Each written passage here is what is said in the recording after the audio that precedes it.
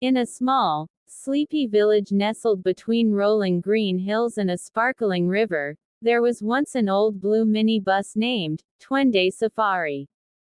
Its paint was chipped, and the engine let out a familiar grumble that could be heard long before it appeared on the dusty road.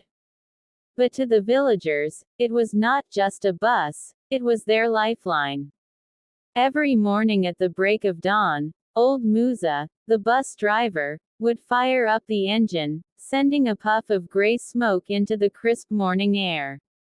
Musa had been driving Twende Safari for as long as anyone could remember. His wrinkled hands and sun-kissed face told a story of years spent navigating the narrow, winding roads to the bustling town nearby. The minibus had a fixed routine. It would stop at every homestead, honking its worn horn as a signal for passengers to board. Farmers would climb in with baskets of fresh vegetables, chickens clucking noisily in straw cages.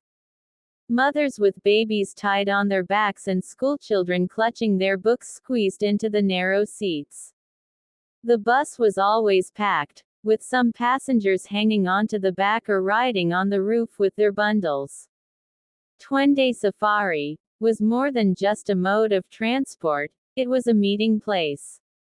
Inside, conversations flowed like the river beside the village.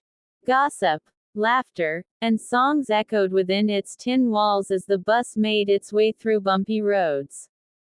Musa, with his wisdom and humor, was not just a driver but the village's storyteller and mediator.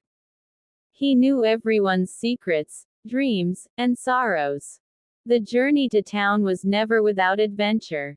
On some days, the bus would break down in the middle of nowhere, and everyone would pile out to push it up a hill. Other days, the river would flood, and Musa would skillfully navigate through the muddy waters, much to the cheers of the passengers. On special occasions, like holidays, Musa would decorate Twende Safari with colorful ribbons and play loud, cheerful music.